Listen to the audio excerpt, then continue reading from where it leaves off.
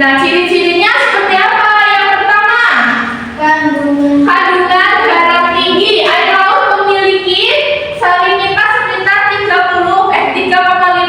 derajat. Kalian pernah? Oh ya, pesan. Kalian pernah nyoba air laut nggak? Apa rasanya air laut? Asin. Oke, asin tapi nggak ditelan, tapi ditelan.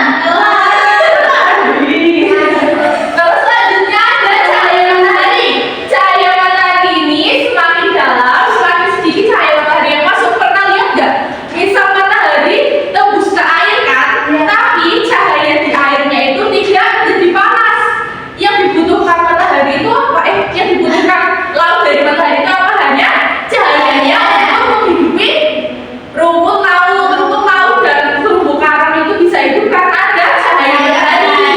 Nanti biar lebih lanjutnya pahamnya, nanti kita praktekkan langsung ya bagaimana. Terus selanjutnya ada tekanan air. Tekanan air ini meningkat seiring dengan kedalaman laut.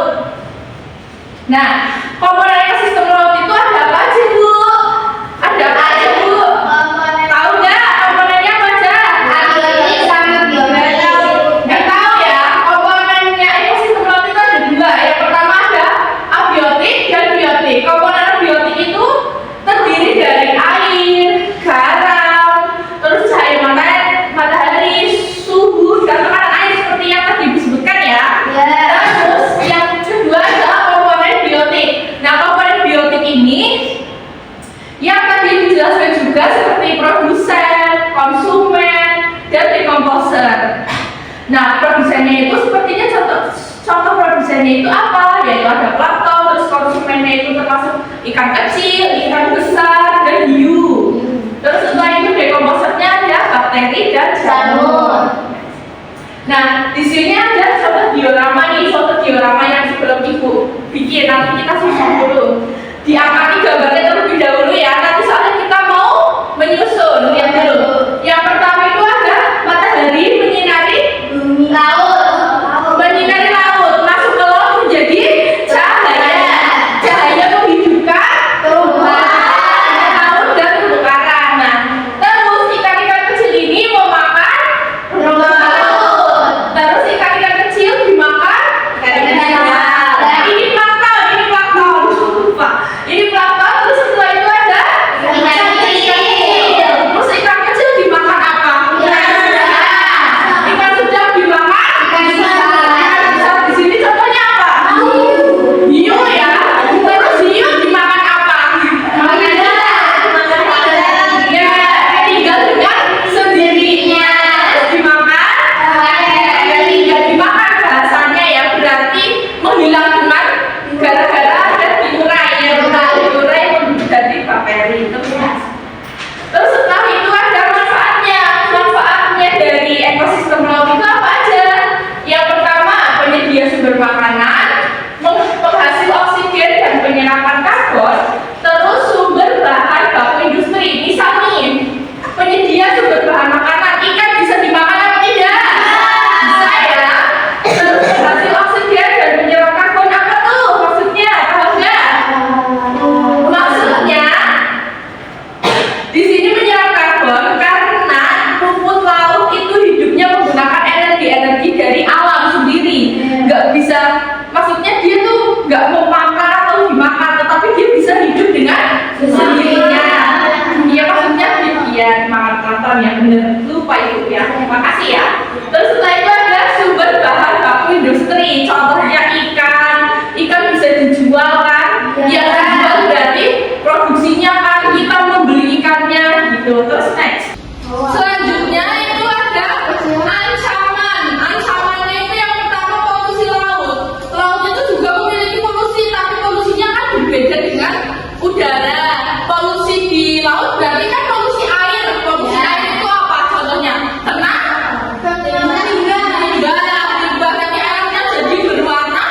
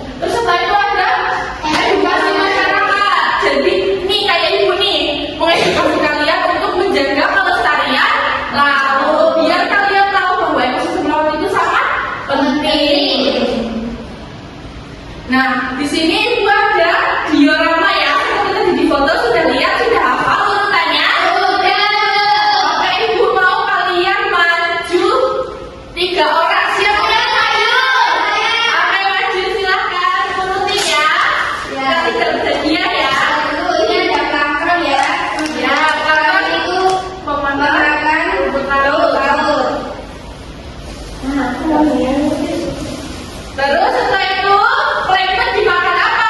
Makan ikan-ikan kecil. Ikan-ikan kecil.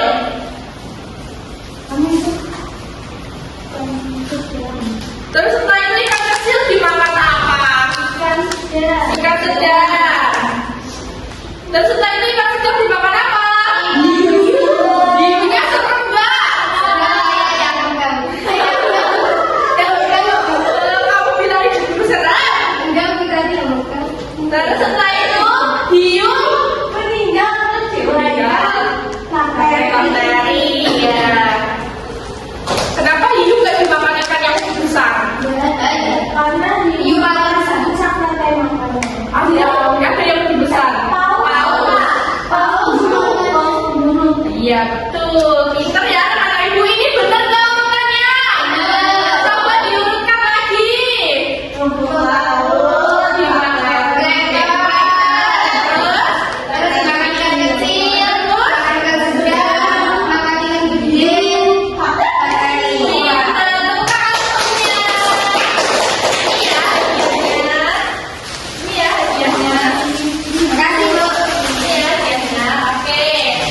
Selanjutnya itu ibu akan membagikan LKPD untuk kalian ya.